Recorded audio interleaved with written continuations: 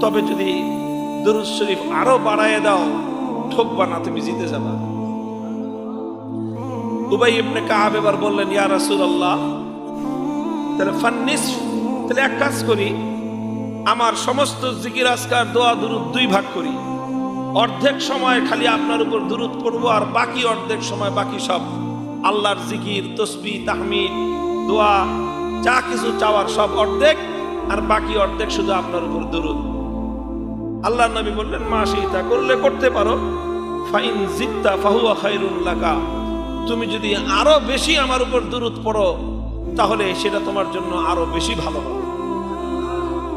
উবাই ইবনে কাব বলেন, তাহলে হুজুর এক কাজ করি, 3 ভাগের 2 ভাগ খালি আপনার উপর দুরূদ, আর 1 ভাগ বাকি সব আল্লাহর জিকির, আল্লাহর তাসবিহ, আল্লাহর প্রশংসা, নিজের জন্য দোয়া, নিজের আপনজনদের জন্য দোয়া, নিজের বাপ মা, ছেলে সন্তান সবার জন্য দোয়া, সব মিলায়ে 3 ভাগের 1 ভাগ, আর দুরূদ শরীফ হলো 2 ভাগ। এটা করি।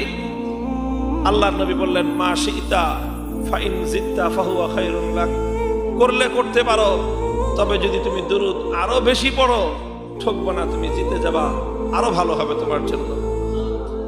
এবার উবাই ইবনে কাব বললেন, তো আজআলু লাকা সালাতি কুল্লাহা, তো হুজুর তাহলে এক কাজ করি, তাহলে আমি আর কিছুই করব না, সারাদিন আমার যা বলার, যা জিকির করার, যা ওজিফা আদায় করার, দোয়া যতটুকু করার, সম্পূর্ণ সময় শুধু আমি আপনার উপর দুরূদ পড়ি। এটা করি।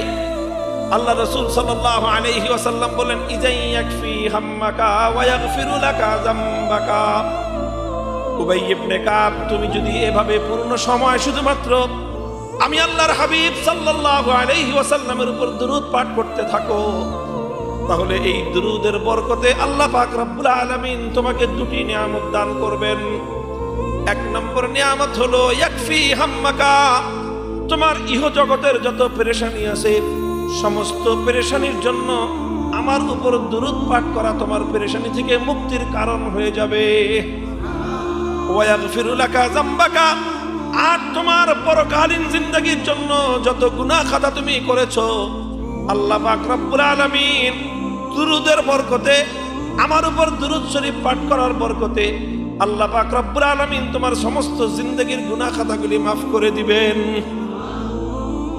অর্থাৎ আল্লাহ রাসূল বোঝালেন যে তুমি চাইবা তো আল্লাহর কাছে, হয় দুনিয়া চাইবা না হলে আখিরাত চাইবা। এই তো দুনিয়ার সুখ চাইবা আর আখিরাতে জান্নাত চাইবা, আখিরাতে আল্লাহর কাছ থেকে জাহান্নাম থেকে নাজাত চাইবা, এই তো তোমার চাওয়া। আর দুনিয়ার পেরেশানি থেকে মুক্তি চাইবা, দুনিয়ার অভাব অনটন থেকে মুক্তি চাইবা, দুনিয়ার রোগ শোক ইত্যাদি থেকে মুক্তি চাইবা। তুমি যদি কোনো কিছু না চাও, আল্লাহর কাছে নিজের জন্য একটা দোয়াও করলে না, শুধুমাত্র হাত তুলে আমি আল্লাহর পয়গম্বরের উপর দুরূদ পাঠ করতে থাকলাম, তাহলে একজন মানুষ চোখের পানি ছেড়ে দিয়ে আল্লাহর কাছে নিজের জন্য ভিক্ষা চাইলে আল্লাহ ওই ভিক্ষুককে যেই পরিমাণ দান করেন, যে ব্যক্তি শুধু আল্লাহর হাবিবের উপর দুরূদ পাঠ করতে থাকে, দুরূদের বরকতে আল্লাহ পাক তাকে আরো বেশি দান করেন। মুহতারাম হাজিরিন, এই হাদিস এটা প্রমাণ করে যে আল্লাহর রাসূল সাল্লাল্লাহু আলাইহি ওয়াসাল্লামের উপর দুরূদ পাঠ করা, আল্লাহর নবীর জন্য আবেগ প্রকাশ করা, আল্লাহর নবীর জন্য নিজের হৃদয়ের মধ্যে প্রেম, ইশক, মহব্বত এবং ভালোবাসা লালন করা, এটা এমন এক দৌলত, এটা এমন এক সম্পদ, এই সম্পদ যে ব্যক্তি অর্জন করতে পারে, দুনিয়া এবং আখিরাতের সব সমস্যার জন্য তার এই এক সম্পদই সমাধানের জন্য যথেষ্ট ইনশাআল্লাহ।